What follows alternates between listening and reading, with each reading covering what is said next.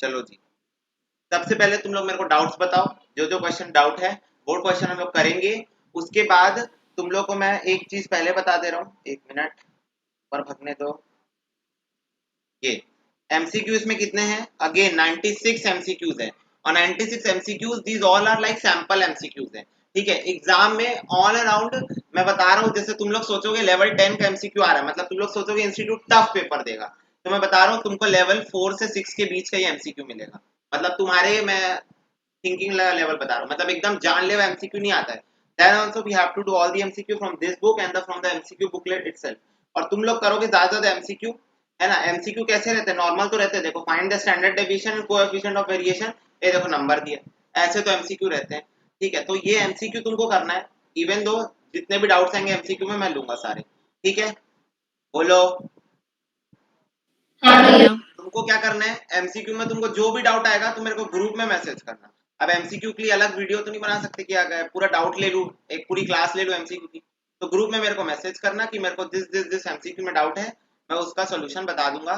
Same thing for true false, true false में ज्यादातर theory है, ज्यादातर थ्योरी है। ठीक है, तो वो चीज थ्योरी हो सकता है, ऐसा हो सकता है कि वो थ्योरी तुम्हारी बुक में ना हो, जो ट्रू फॉल्स में हो, क्योंकि ऐसा होता है। ठीक है, तो कोई दिक्कत की बात नहीं है, सीधा अपना फोन उठाओ और क्रोम में सर्च मारो। ठीक है, जो भी थ्योरी तुमको बुक में नहीं मिलेगी, तुमको तुरंत पहले ही तुमको मिल जाएगी, फर्स्ट जो सर्च रिजल्ट होगा। शॉर्ट आंसर अगेन पूरा थ्योरी है, पूरा थ्योरी है, शॉर्ट आंसर टाइप क्वेश्चन। देखो, test of skewness, positive skewness versus negative skewness, ये देखो, ये तुम्हारे बुक में नहीं है, पॉजिटिव वर्सेस नेगेटिव, पर तुमको गूगल में मिल जाएगा। ये देखो अभी हम सर्च करके दिखाते हैं, पॉजिटिव वर्सेस नेगेटिव स्क्यू। तो मैं तुम लोगों को नहीं, मैं नेट नहीं ऑन कर सकता, वन नोट नहीं तो सिंक में चला जाएगा। ठीक है, तो नेट में सर्च, ये देखो skewness versus coefficient of skewness, ये देखो ऐसे ऐसे क्वेश्चंस है शॉर्ट आंसर में। ठीक है, बट करना सब है, बोलो कर लोगे? थ्योरी कर लोगे? हाँ भैया। ये देखो क्या पूछ रहा है तुमसे, डिफाइन करो mean deviation from bar x, mean deviation from median, mean deviation मतलब तुमको इसका फॉर्मूला डिफाइन करना है, बात खत्म। फॉर्मूला डिफाइन करना है और स्टेप बता देना है, हो गया खत्म। वो भी ज्यादा मार्क्स में तो स्टेप बताना, नहीं तो फॉर्मूला डिफाइन करना है, ये सब मजाक। पर कर लेना थ्योरी, ठीक है, क्योंकि थ्योरी का क्वेश्चन भी अगर एक आध मार्क्स में छोड़ रहे हो यार, अगर if you are targeting for all India rank, तो रैंक के लिए टारगेट कर रहे हो तो तुम ऐसे स्टूडेंट होने चाहिए जो एक मार्क्स की भी गुंजाइश ना छोड़े। स्मार्ट स्टडी जरूरी है ना, कि क्वेश्चन बढ़ रहे हैं तो 25 टुक ना बनाए, पर इवन तो कुछ छूटना नहीं चाहिए, ये भी ध्यान में रखना है। चलो अब मेरे को बताओ कौन कौन से क्वेश्चन में डाउट है।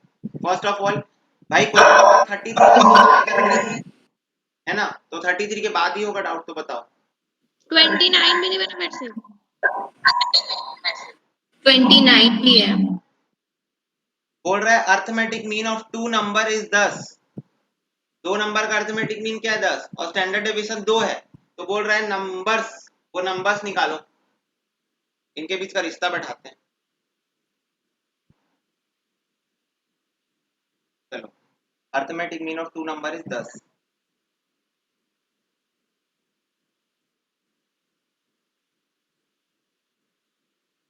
SD standard deviation is 2।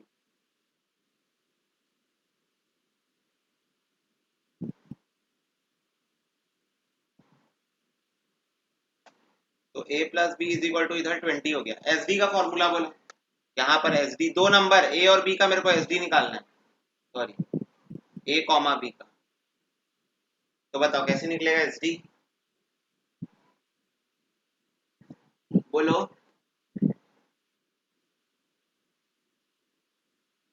अरे ए और बी है मेरे पास, मेरे को एसडी निकालना है, और ये कौन से मेथड से निकल सकता है?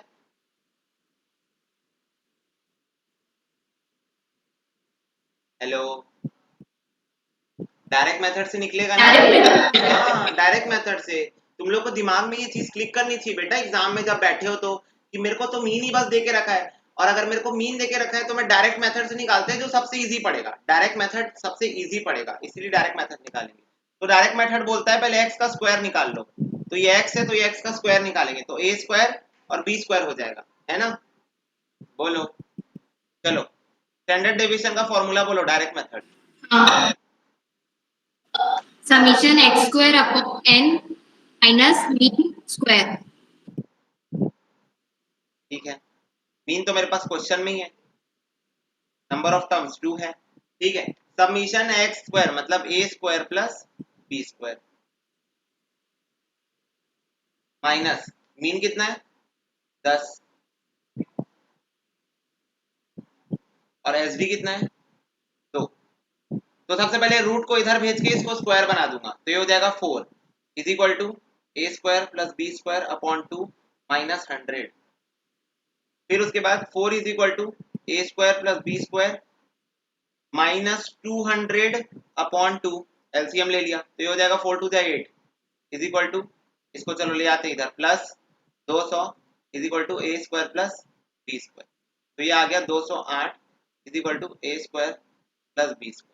ठीक है मेरे पास a प्लस बी की वैल्यू है और A square plus B square की वैल्यू है तो एक काम करते हैं इसको इसको स्क्वायरिंग करते हैं both side squaring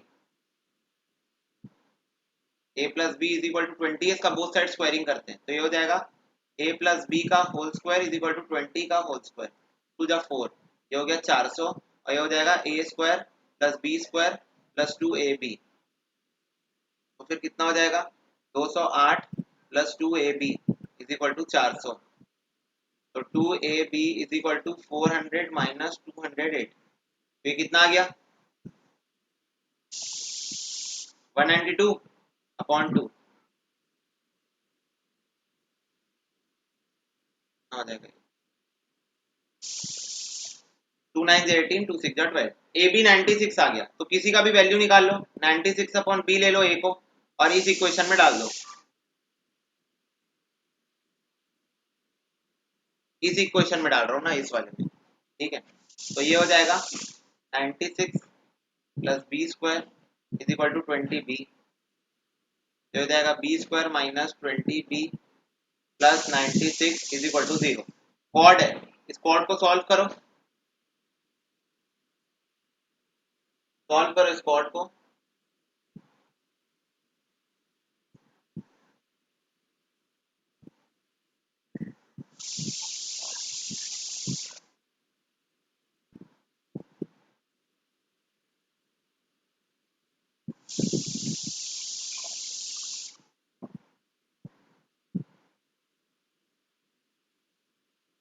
eight and 12 आ रही है वैल्यू 8 और 12 बी की वैल्यू हाँ हाँ तो इसका मतलब जब बी 8 होगा तब मेरे ख्याल से ए 12 होगा और जब बी 12 होगा तब ए 8 होगा बात खत्म तो ए और बी की वैल्यू आ गई बस ऐसे ही होगा सॉल्व समझ में आई बात हाँ भैया हाँ ये हो गया अब और बताओ 39 में करेक्ट एसडी निकालना अच्छा करेक्टेड एसडी का तो फॉर्मूला अच्छा तुम लोग की बुक में नहीं दिया ना करेक्टेड एसडी का फॉर्मूला ठीक है ये करेक्टेड एसडी का फॉर्मूला मैं लिखवा दूंगा ठीक है ये अलग से लिखवा दिया जाएगा और बताओ करेक्टेड मीन भी बोला है निकालने ओके 40 में निकालना नहीं आया 40 में क्या हो गया coefficient of variance of wages of male and female worker is 55% and 70% okay standard deviation ये दोनों दिया है कंप्यूट करने बोल रहा है combined mean and combined standard deviation the workers are 80%। देखो तो सबसे पहले तुम लोगों को ये बोल रहा है कि कंबाइंड मीन निकाल के दिखाओ कंबाइंड एसडी निकाल के दिखाओ वैसे इसमें क्या नहीं बना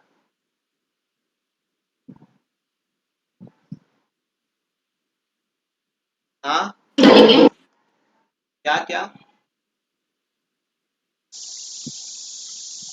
कंबाइंड मीन के लिए एन कैसे निकालेंगे एन एन देखो coefficient of variance is equal to क्या होता है SD upon mean into 100 SD मेरे को दिया है कोएफिशिएंट ऑफ वेरिएंस 55 और एसडी 22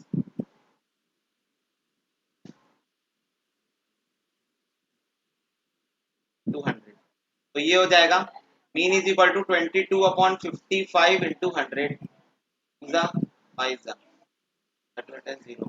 टू द 4 मीन आ गया पहले वाले का 40 आएगा हाँ और दूसरे का आ जाएगा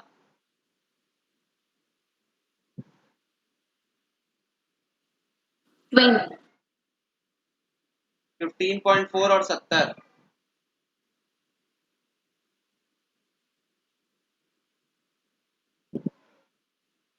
22 आएगा। 22 आ गया, ये लो आ गया। अब मीन आ गया तो इससे कंबाइंड मीन निकाल सकते हो। तो लोग पूछे एन कैसे आएगा। 80% ऑफ द मेल वर्कर्स हैं और टोटल कितने हैं, 100 है। मतलब टोटल दिया नहीं है। Okay, male and female workers in office में है।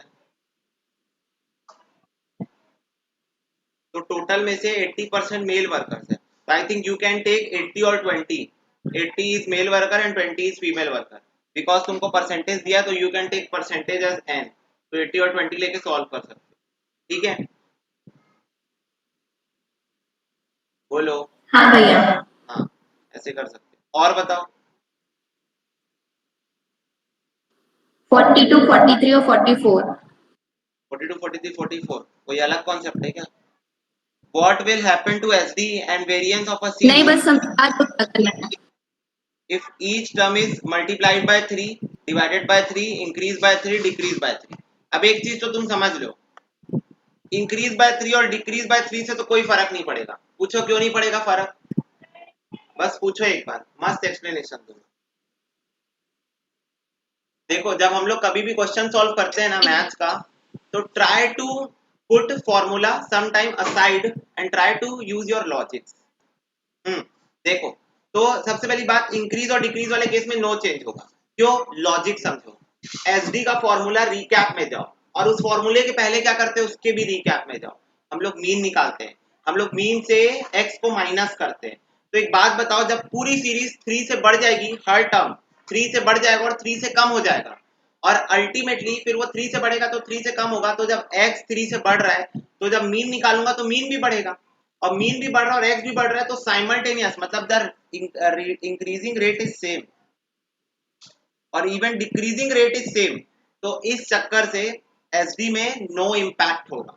और इवन यू कैन ट्राई, कैसे ट्राई कर सकते हो, मैं तुम लोग को होमवर्क दे रहा हूँ, घर में ये चीज करना और फिर मेरे को कल आके बोलना कि हाँ भैया सही बोले थे। ठीक है, देखो मैं बता रहा हूँ क्वेश्चन एग्जांपल लो। चलो 3 का टेबल लेते हैं, सब 3 से बोला है। 3 1 जा 3, 3 2 जा 6, 3 3 9, 3 4 जा 12, 3 5 जा 15। अब एक काम करना, ये तुम्हारा क्वेश्चन है, ठीक है, ये तुम्हारा होमवर्क है। तुम लोग पहले इस सीरीज का एसडी निकालना, ठीक है, करके देखना, जरूर सीखने को मिलेगा चीज। एसडी निकालना है ना, क्योंकि मैं रीजन तो बता दे रहा हूँ, एक एक मार्क्स के क्वेश्चन है, मैं रीजन बता दे रहा हूँ, but then also you have to try. SD निकालना, फिर उसके बाद एक काम करना, इसको 3 से मल्टीप्लाई करना, नई सीरीज बनेगी उसका एसडी निकालना। 3 से डिवाइड करना, नई सीरीज बनेगी उसका एसडी निकालना। 3 प्लस करना, सब में नई सीरीज बनेगी उसका एसडी निकालना, और 3 माइनस करना हर टर्म से और नई सीरीज बनेगी उसका भी एसडी निकालना। ठीक है, और सब एसडी कंपेयर कर लेना, इसका +3 वाले का और -3 वाले का एसडी सेम आएगा, तीनों का सेम आएगा। लेकिन जो इंटू 3 वाला जो एसडी रहेगा वो इसके एसडी से 3 गुना ज्यादा रहेगा। अब इसका रीजन सुनो, क्यों भैया, क्योंकि सोचो x जो है टर्म वो हर बार 3 से मल्टीप्लाई हो गया, और 3 से मल्टीप्लाई हो गया तो टोटल नंबर ऑफ x और जो मीन आएगा वो 3 गुना बढ़ गया। तो जब x भी 3 गुना बढ़ गया और मीन भी 3 गुना बढ़ जाएगा, उसके बढ़ने के कारण तो भाई टोटल आंसर भी 3 गुना से बढ़ जाएगा। तो ये जो मल्टीप्लाइड बाय 3 है ना, ये जो एस डी 2 दिया है तो 2 इंटू 3 6 हो जाएगा, समझे, 6 हो जाएगा। और वैसे ही डिवाइडेड बाय 3 है तो 2 डिवाइडेड बाय 3 हो जाएगा। तो जो भी आता है 2 डिवाइड बाय 3 कितना आता है, कैलकुलेट, 2 डिवाइड बाय 3, तो ये आ जाएगा 0.67। और यही चाहे 100% एस डी 3 गुना हो जाएगा जब मल्टीप्लाई हो रहा है, डिवाइड बाय 3 हो जाएगा जब डिवाइड बाय 3 हो रहा है, इन दोनों में नो चेंज होगा। You can use this question and try, और एस डी निकल गया तो वेरिएंस तुम निकाल लेना। समझ में आई बात, बोलो बोलो।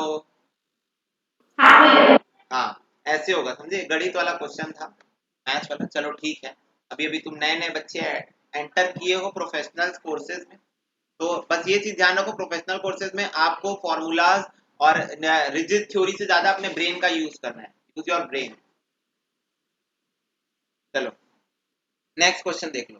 3 series with equal terms have mean 6 7 8, SD 1 2 3। ठीक है, बोल रहा है कंबाइंड मीन फाइंड करो और एसडी फाइंड करो।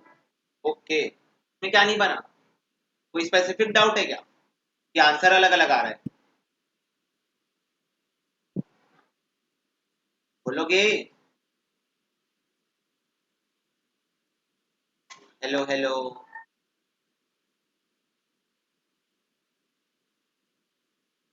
हेलो।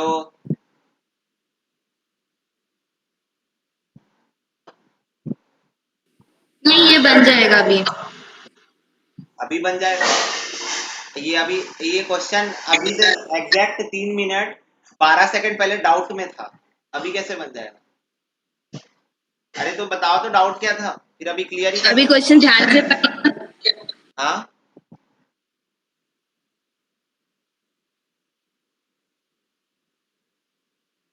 बता देता हूँ, बता दूं। कौन सा 43 कि नहीं, 40? हो जाएगा ये। क्या 43 बोल रही हूँ? Answer 43 answer. नहीं, मैं पूछ रही हूँ कौन सा डाउट पूछ रही है ये। 43 क्वेश्चन। तो बन जाएगा। तो और ये वाला 44 3 series with equal terms and equal means have SD 678 find combine वो भी एसडी। बन जाएगा। बन जाएगा ना? हाँ, देखो मैं फिर बता देता हूँ, इसमें इक्वल टर्म्स बोला है तो ए ले लेना एन को। n1 भी ए होगा, n2 भी ए होगा, n3 भी ए होगा, मतलब कोई भी टर्म ले लेना, ए मत लेना, जो तुम्हारा मन हो वो ले लेना। अब क्या है, यहाँ पर एक्स वैक्स बहुत यूज होता है ना, इसलिए मैं ए ले पा रहा हूँ। और यहाँ पर मीन भी दिया है और वो भी दिया है, तो मीन को x1 को बार x1 को भी x ले लेना, बार x2 को भी x ले लेना, बार x3 को भी x ले लेना, क्योंकि बोला है इक्वल मीन है। और n1 n2 n3 को भी ए ले लेना। ठीक है, बाकी तुम लोग बन जाएगा बोल रहे हो, ठीक है। और बताओ, ये सब तो मजाक है, मजाक मजाक मजाक। 47 में करना क्या है अभी, ये बता दो बस। 47 में क्या करना है? 47 में दोनों सीरीज को कंपेयर करना है, उनका तुम वेरिएशन निकाल लो। अच्छा एसडी दिया है, एसडी दिया है, तुम कोएफिशिएंट्स निकाल लो। तुम उनके बीच का कंपैरिजन कैसे बता सकते हो? तुम ये बता सकते हो कि वेरिएबिलिटी किसमें ज्यादा है, कंसिस्टेंसी किसमें ज्यादा है, ऐसे करके यू कैन कंपेयर। ठीक है, कि मीन किसका ज्यादा है, देखो मोड किसका ज्यादा है। तो ये सब जो ऑब्जर्वेशन है वो क्या शो करना चाह रही है, वो सब तुमको थ्योरेटिकल फॉर्म में लिख लिख के बताना है। ठीक है, कोएफिशिएंट निकाल लेना हाँ वेरिएबिलिटी भैया। उससे। हाँ ठीक है, और बस। फर्स्ट और सेकंड कोनेस क्या होती है? फर्स्ट और second, coefficient of skewness. First और सेकंड कोएफिशिएंट ऑफ क्यूनेस का फॉर्मूला बताया थे ना बुक में। नहीं, मतलब वो क्या है? कोएफिशिएंट ऑफ स्क्यूनेस ही तो है, कार्ल पियर्सन। बस जब वही निकालना है, एक ही ठोक। जब लोग क्वार्टाइल का यूज करते हैं ना, क्वार्टाइल का, तब हम लोग जब निकालते हैं ना, तो वो हाँ बस वही निकालना है तुमको। वो मीडियन और मोड दिया है और एसडी भी दिया है, मीन मीडियन मोड एसडी चारों दिया है। चलो इसको निकाल लो अभी फिलहाल, तुरंत अभी निकाल लो, तो अभी निकाल लो तुरंत। अरे बच्चों बोलो, क्या बोल रहे हो? 0.14 आ रहा। हाँ 0.1 आ रहा है मेरा। कैसे निकाले? एसडी माइनस मोड किए पहले। क्यों? Mean minus mode upon mean SD minus करेंगे स्टैंडर्ड तो डिविएशन। तो वो अरे पहले फर्स्ट तो निकालो भैया, फिर सेकंड निकालना ना। हमको क्या पता फर्स्ट। फर्स्ट और सेकंड अलग होते हैं। अच्छा, अब वाह रे वाह। बेटा फर्स्ट वाला कौन सा है? एसडी माइनस मोड वाला जो रहता है। मैं वहां क्या पढ़ाया था कार्ल पियर्सन में, ये देखो मैं पढ़ाया था ना कि फर्स्ट प्रायोरिटी मोड वाले को देते हैं और second priority mean minus median वाले को देते हैं, 3 मीन माइनस मीडियन। समझे? तो फर्स्ट ही तो निकला ना अभी तो वही तो मैं पूछा तुम लोग से कि एसडी माइनस मोड किए ना, तो तुम लोग बोले मीन माइनस मीडियन किए हम लोग। Mean minus mode upon SD. हाँ ये देखो, हाँ ये फर्स्ट है और ये सेकंड है। ठीक, mean minus mode upon SD. हाँ तो अच्छा, फर्स्ट इतना है। है क्या? कितना है फर्स्ट? 0. नहीं, 0.1। हाँ 0.14। 0.14। ठीक है, और सेकंड भी निकाल लो।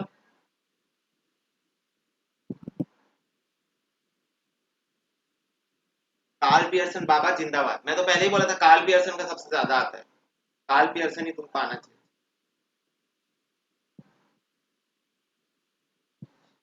ये चीज एक फॉर्मूला देखने के लिए बहुत ऊपर जाना पड़ता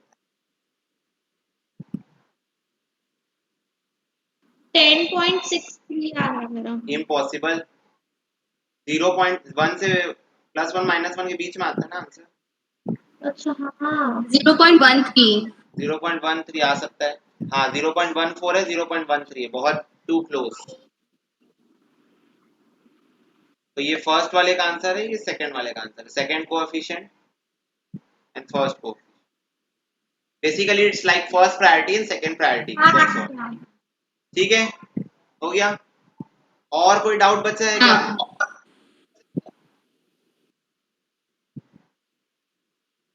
और कोई डाउट बचा है?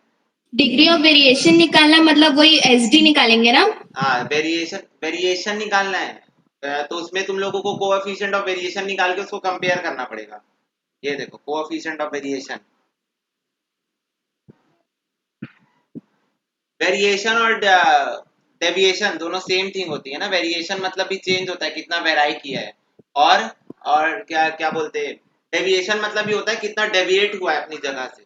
तो वो चीज है, तुम लोगों को अगर शब्द रचनाएं चेंज कर करके दे रहा है तो इसका मतलब ये नहीं है कि तुम वो करोगे। और तुमको कभी भी किसी चीज को कंपेयर करना है तो तुम कोएफिशिएंट का यूज करते हो, है ना। कोएफिशिएंट का यूज करते हैं ना हम लोग कंपेयर करने के लिए। वेरिएबिलिटी कंपेयर करना है तो कोएफिशिएंट का यूज करते हैं, है ना। हाँ, हाँ, कंसिस्टेंसी कंपेयर करना है तो, है ना। बता मोना, जैसे कंसिस्टेंसी कंपेयर करना है तो क्या करते हैं बता।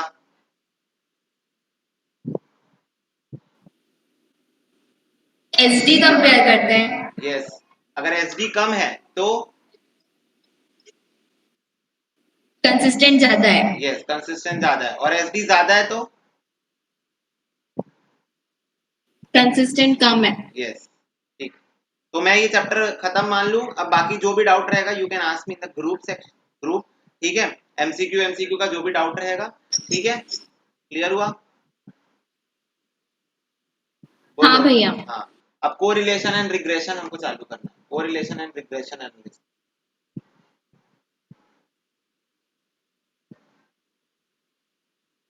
चलो, को रिलेशन एंड रिग्रेशन भी है। इसमें ना कुछ थ्योरी तो शुरू में पढ़नी पड़ेगी, तो थोड़ा झेल लो, क्योंकि थ्योरी के क्वेश्चन आते हैं। थ्योरी क्वेश्चन प्रैक्टिकल क्वेश्चन में घुसा के आते हैं। अब न्यूमेरिकल क्वेश्चन दे देगा उसमें थ्योरी भी घुसा देगा, इसलिए थ्योरी पढ़ना जरूरी है। तो ये देखो, कोरिलेशन का मतलब पढ़ो। Correlation is an analysis of the covariation between the two and more variables. मतलब दो और मोर वेरिएबल्स के बीच में रिश्ते नाते जोड़े जाते हैं और उनको एनालाइज किया जाता है। ठीक है, तो वेरिएशन देखा जाता है, बेसिकली दो वेरिएबल के बीच में कितना वेरिएशन है। ठीक है, तो दैट इज तुम्हारा क्या हो जाएगा, कोरिलेशन। रिग्रेशन इसके बाद है ना। कोरिलेशन एक अलग टॉपिक है, रिग्रेशन एक अलग टॉपिक है। रिग्रेशन में हमको इक्वेशंस बनाने हैं, रिग्रेशन इक्वेशंस बनाने हैं, लेकिन कोरिलेशन में हम लोगों को कार्ल पियर्सन स्पीयरमैन पढ़ना है। ठीक है, तो ये बेसिकली फॉर्मूला बेस्ड है, वो भी फॉर्मूला बेस्ड है, उसमें इक्वेशन बनाना है। यहाँ पर तुम लोग को ये क्या दिया है, यूजेस एंड सिग्निफिकेंस, होमवर्क है। होमवर्क है, मेरे पढ़ाने लायक टॉपिक नहीं है। टाइप्स ऑफ कोरिलेशन, यस मेरे पढ़ाने लायक टॉपिक है। There are 3 important types of correlation which are discuss as under. Okay, तो पहला है पॉजिटिव और दूसरा है नेगेटिव। तो देखो पॉजिटिव का मतलब बहुत सिंपल सा है।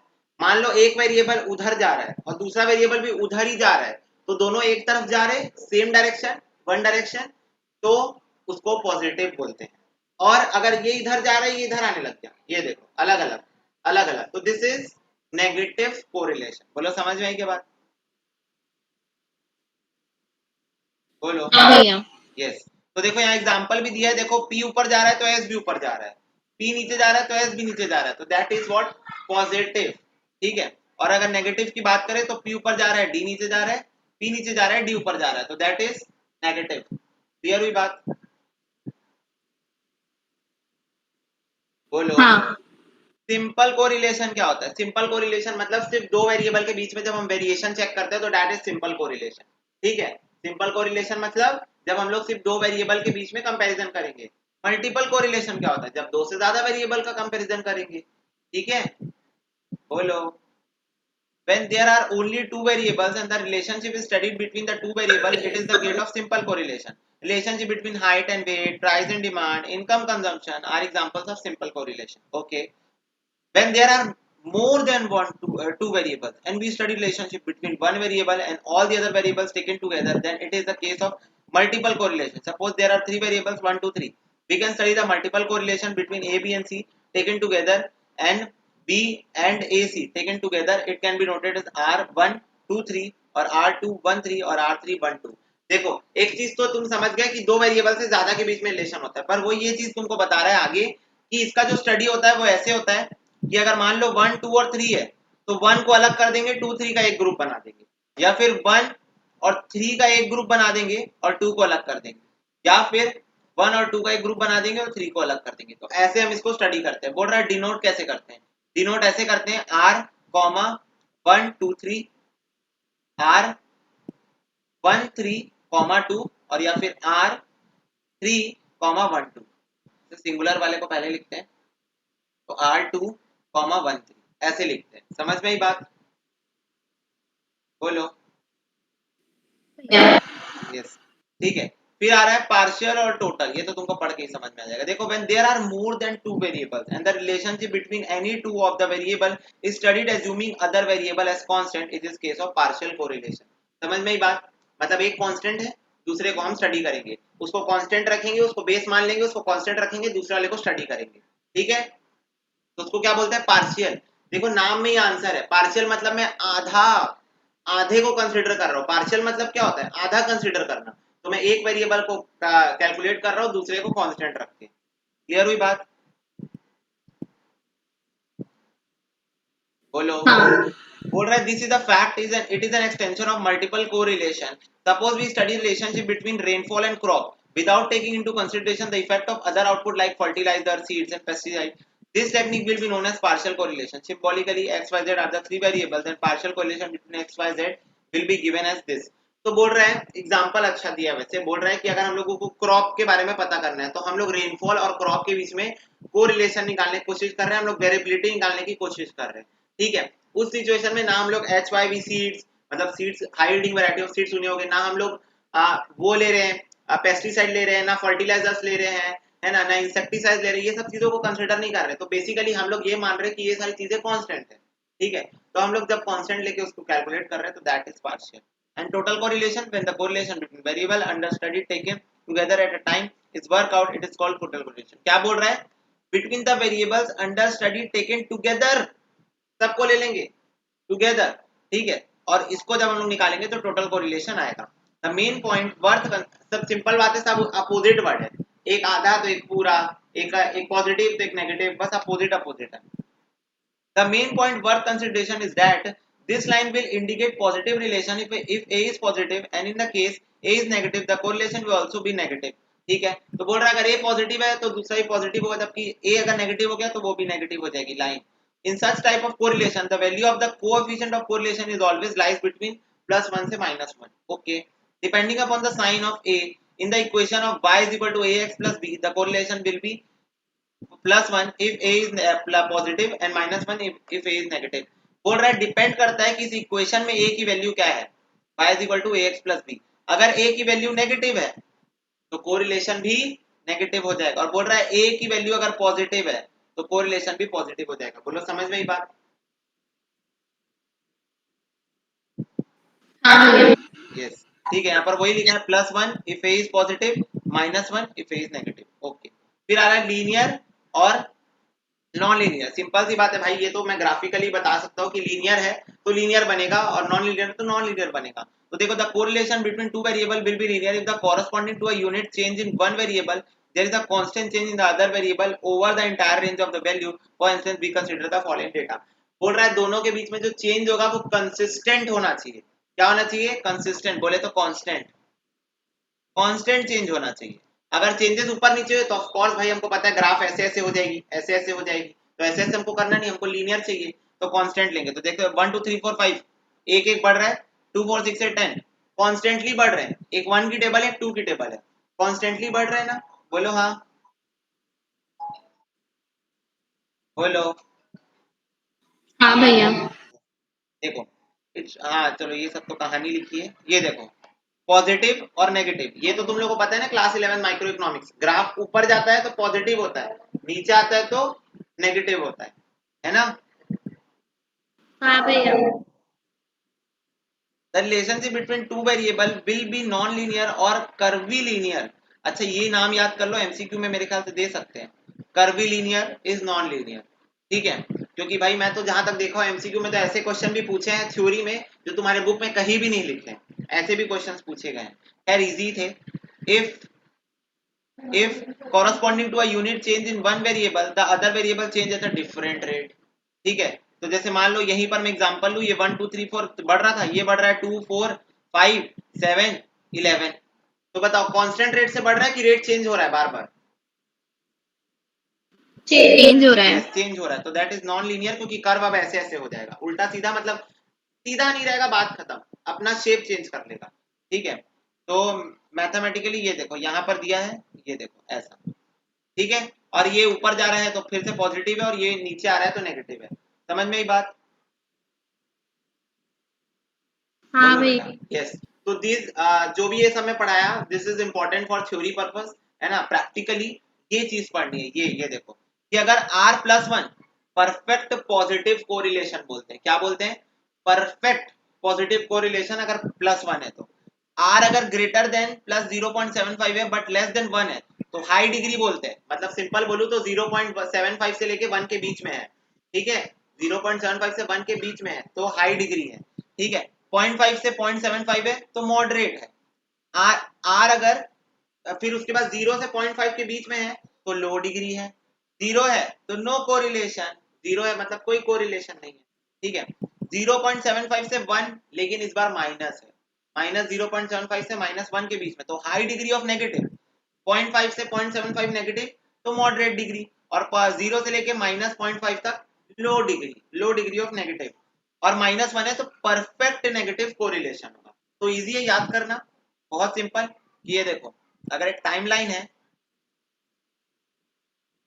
और ये है -1 और ये है 1 और ये है 0, तो ये हो गया नो कोरिलेशन, ये हो गया परफेक्ट पॉजिटिव, ये हो गया परफेक्ट नेगेटिव। अब यहाँ देखो यहाँ 0.5 होगा, यहाँ 0.5 होगा। ये वाला जो एरिया है ये वाला, ये कौन सा एरिया है बताओ? लो डिग्री ऑफ नेगेटिव। यहाँ पर 0.75 होगा माइनस, ये है हाई डिग्री ऑफ नेगेटिव, और ये वाला है मॉडरेट डिग्री ऑफ नेगेटिव।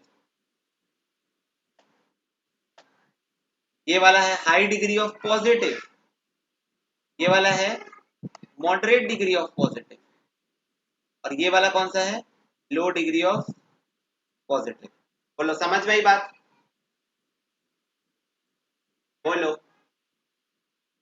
हाँ तो अगर क्वेश्चन तुमको बोल दिया बताओ इसकी डिग्री कितनी है, तो तुमको निकालना पड़ेगा पहले कोरिलेशन, कोरिलेशन निकलेगा उसके बाद तुमको पता चलेगा इसकी डिग्री कितनी है, ठीक है। हाँ भैया। चलो नेक्स्ट अब हम आते हैं method of studying correlation. Yes पहला स्कैटर डायग्राम है। स्कैटर डायग्राम अगेन तुमको डायग्राम को देख के समझना है कि डिग्री कितनी है, हाई है कि लो है। जैसे लाइन होती है तो लाइन के बहुत पास होता है, बहुत पास है ना, तो फिर वो हाई होता है, पर ऐसे दूर दूर रहता है तो लो होता है। चलो खैर मैं तुमको समझाता हूँ, ठीक है। देखो यहाँ पर मेथड तुमको लिखे हुए हैं, पहला स्कैटर डायग्राम है, ग्राफिक मेथड है, फिर कार्ल पियर्सन है, फिर रैंक कोरिलेशन है, फिर उसके बाद कॉन्करेंट डेविएशन और मेथड ऑफ लीस्ट स्क्वायर है, ठीक है। तो आई थिंक ये दोनों तुम्हारे सिलेबस में नहीं है ना, कैलकुलेशन पॉइंट ऑफ व्यू से, ठीक है। तो ये रहा स्कैटर डायग्राम। ये देखो अगर r इज इक्वल टू 1 है तो परफेक्ट है, सीधा ऊपर जाएगा। r इज इक्वल टू -1 है तो परफेक्टली नेगेटिव है, नीचे जाएगा। और r इज इक्वल टू 0 तब ये देखो ऐसे गोला गोला गोला गोला में डॉट रहे, मतलब ये नो कोरिलेशन है, ये परफेक्ट नेगेटिव है, ये परफेक्ट पॉजिटिव है, ठीक है। तो that is nothing but the scatter diagram, ठीक है। तो तुम्हारे में 3 ही स्कैटर डायग्राम दिए, जबकि क्लास 11th में बहुत सारे स्कैटर डायग्राम कराता हूँ। आई थिंक 1 2 3 4 5 6 कराता हूँ, 6 स्कैटर डायग्राम। इसके भी 2, इसके भी 2, इसके भी 2। एक और तुमको पता है, अगर अगर ऐसे रहेगा ना, ऐसे ये ऐसे, तो भी नो कोरिलेशन होता है, तो भी नो कोरिलेशन होता है, समझे? ऐसे दो तरीके से होता है। फिर ये थ्योरी दी है, होमवर्क है, पढ़ लेना, ठीक है। थ्योरी ये वाली पढ़ लेना। फिर आते हैं ग्राफिक मेथड में।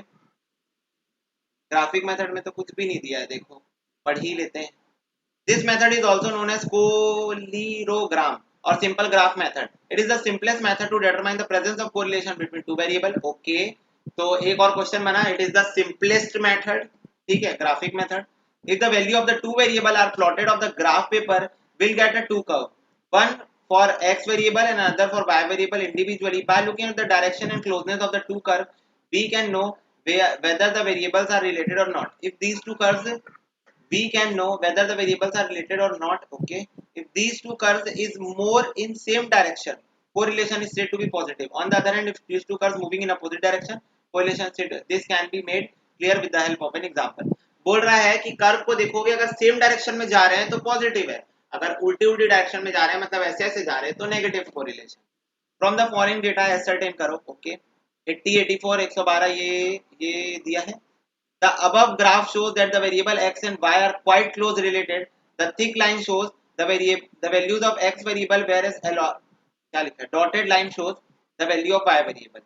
मेरे को तो ग्राफ ही नहीं दिख रहा, तुम्हारे बुक में है क्या? हाँ, नहीं है। नहीं।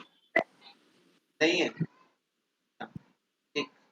तो इसका इसका तुम लोग ग्राफ प्लॉट करके ऐसे ही देखना, मतलब आउट ऑफ क्यूरियोसिटी ऐसे ही बना के देखना, और ये जो चीज बोल रहा है ना उसको एनालाइज करके देखना। अच्छी बात है बुक में नहीं दिया, इसी बहाने कुछ तो करोगे। ठीक है, तो इसका बस ग्राफ सिंपली एक्स और वाई एक्सिस में प्लॉट करना, और फिर उसमें लाइनों को देखना कि कैसी जा रही है, जैसा ये बोल रहा है इस लाइन में वैसी जा रही है क्या।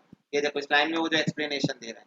ठीक है, तो this is linear method. Basically main आ गया कार्ल पियर्सन और स्पीयरमैन, सबसे जरूरी यही है। कार्ल पियर्सन और स्पीयरमैन का क्वेश्चन आएगा एग्जाम में, बहुत ज्यादा probability like 98 99% Karl Pearson Spearman का ही आता है क्वेश्चन। वाह, फॉर्मूला और कुछ नहीं, डायरेक्ट निकालो। देखो इसका फॉर्मूला मैं बता देता हूँ, फॉर्मूला लिख लो तुम लोग, तुम्हारे बुक में दिया नहीं, गंदी बात है। ये होता है फॉर्मूला, इसको लिख लो। सबसे पहले हेडिंग डाल लो, कार्ल पियर्सन मेथड, ऐसे कार्ल पियर्सन मेथड हेडिंग डाल लो, और उसमें ये फॉर्मूला लिख लो, r is equal to sigma x Y upon sigma root over sigma x square into sigma Y square.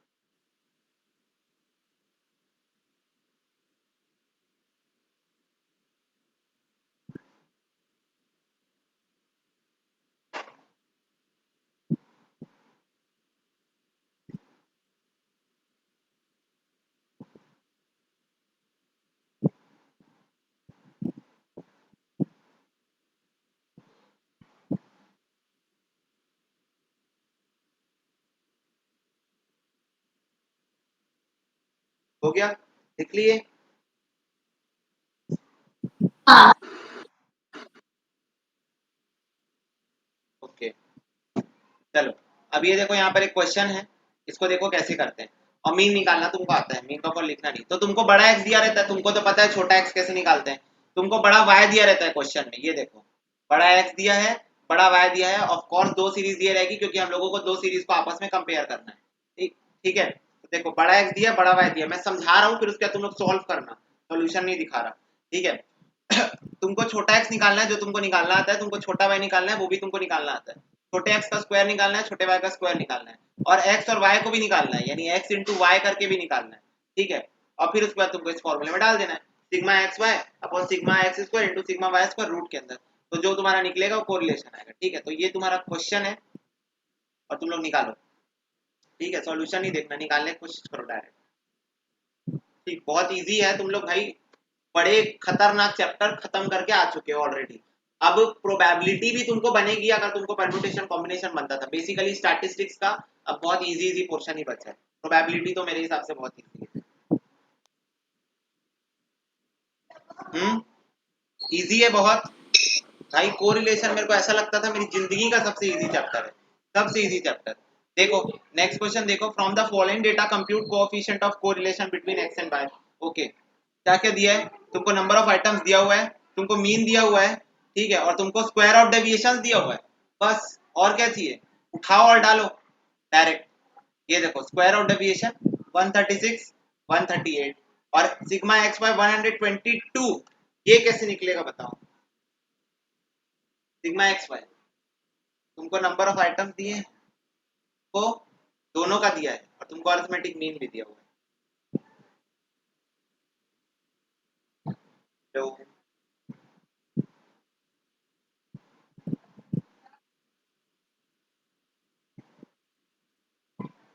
Hello, हाँ भैया। बताओ 122 कैसे निकलेगा? है कोई तरीका निकालने का? हाँ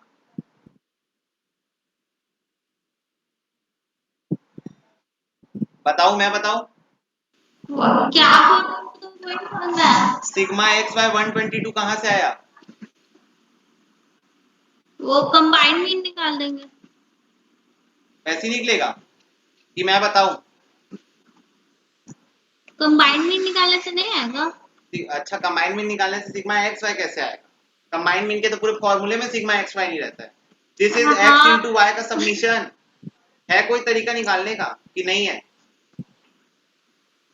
है ना। मीन और डेविएशन का यूज करेंगे क्या? नहीं, दिमाग का यूज करेंगे। तुम लोग देखो क्वेश्चन कैसे गेम खेलता है। यही यही बात मैं कल क्लास 11th वाले बच्चों को भी समझा रहा था। क्वेश्चन क्यों नहीं पढ़ते हो लास्ट तक? तुम लोग को पता है क्लास 11 पे जो जर्नल एंट्री का क्वेश्चन रहता है उसमें पूरा क्वेश्चन खत्म हो जाता है, लास्ट लाइन के लास्ट शब्द में लिखा रहता है CGST SGST 6% applied to all the transaction. पूरा गेम खत्म। बच्चा पढ़ेगा, अरे एंट्री दिए मस्त, जल्दी जर्नल एंट्री पास करेगा, क्वेश्चन खत्म करेगा, लास्ट लाइन में कई बच्चे देखते ही नहीं और कई बच्चे देख लेते तो बोलते हैं हो गया बेटा। Submission of the product of deviation of x and y series from their respective arithmetic mean is 122। आखिरी वर्ड में लिखा हुआ है सिग्मा एक्स वाई। लिखा? हाँ हाँ बस आ गया आंसर। और ये अगर तुम लोग नहीं देखे रहते, तुम लोग सोचते ये तो इनकम्प्लीट क्वेश्चन है, या तुम लोग उल्टा सीधा देख रहे हो अभी क्या क्या सोच डाले थे। कंबाइंड में निकाल देंगे, ये निकाल देंगे, वो निकाल देंगे। भाई निकल ही नहीं सकता, पॉसिबल ही नहीं है निकालना। ये ये नहीं तो दिया। अरिथमेटिक मीन और वो स्क्वायर ऑफ डेविएशन दिया है ना। अच्छा हाँ। हाँ तो सिग्मा एक्स वाई दिया है, तो ये क्वेश्चन ऑफ कोर्स तुम लोग के सिर्फ कैलकुलेटर में उंगलियों में नाचने वाला क्वेश्चन है ना। ये देखो फॉर्मूले में डालो और ये निकल जाएगा। ठीक है, फिर एक और क्वेश्चन दिया है, फिर एक और क्वेश्चन दिया है। हाँ इसमें इस क्वेश्चन का डिफरेंस क्या है ये देख लो। ये बोल रहा है 44 और 26 को मीन लेके चलना। ओके, पेपर में तो क्वेश्चन ही भगवान है ना। तो क्वेश्चन जो बोल दे वही करना है, मीन ने मत निकालना, इसी को लेके चल लेना। ठीक है, बोलो समझ में ही बात? बोलो। और ये देखो इस क्वेश्चन में जबरदस्ती छोटे एक्स में वो डी लगा दिया है, तुमको जरूरत नहीं है। ठीक है, थर्ड क्वेश्चन में फॉर्मूला इतना बड़ा है। कौन से क्वेश्चन में? थर्ड। अच्छा, ये है डायरेक्ट मेथड। ये है डायरेक्ट मेथड। चलो मैं तुमको फॉर्मूला लिखवा देता हूँ, इसीलिए प्रॉब्लम है। देखो फॉर्मूला लिखो चलो।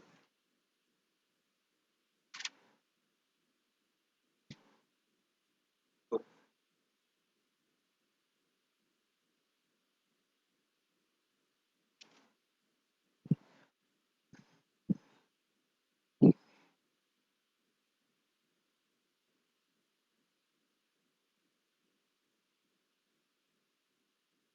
ये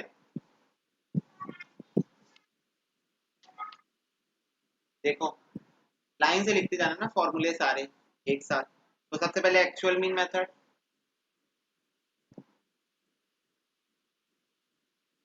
मेरे को लगा मैं डायरेक्ट तुम्हारी बुक से अब करवा सकता हूँ, मैं गलत था। एक्चुअल मीन मेथड में लिखो R इज इक्वल टू, तुमको पता है sigma x Y upon root over sigma x square into sigma Y square. ठीक, लिख लिए? हाँ। हाँ फिर लिखो डायरेक्ट मेथड। ये जो तुमको थर्ड वाले क्वेश्चन में फॉर्मूला देखने को मिला डायरेक्ट मेथड, इसमें लिख लो R is equal to n sigma x y, बड़ा एक्स है बड़ा वाई है ना, minus sigma x into sigma y. ये पूरा कैलकुलेशन वाला है, भयंकर कैलकुलेशन इसमें। N sigma x square minus sigma x का whole square into root over n sigma Y square minus sigma y का होल स्क्वायर। ठीक, दिस इज डायरेक्ट मेथड। ये डायरेक्ट मेथड है। हाँ इसके ऊपर मैं सबके ऊपर कल क्वेश्चन कराऊंगा। ठीक है, अभी बुक से अभी कुछ क्वेश्चन मत करना, ठीक है, मैं करवा दूंगा। वो वाले कर लेना बस, ये वाले एक्चुअल मीन मेथड और डायरेक्ट मेथड कर लेना, शॉर्टकट मेथड से मैं करवा दूंगा, ठीक है। R is equal to n sigma dx dy minus sigma dx into sigma dy, d means deviation, root over n sigma dx का स्क्वायर माइनस सिग्मा dx का whole square into root over n sigma dy square minus sigma dy का whole square. बहुत easy पर बहुत झंझट है इसमें, shortcut हो गया। अब स्टेप डेविएशन मेथड,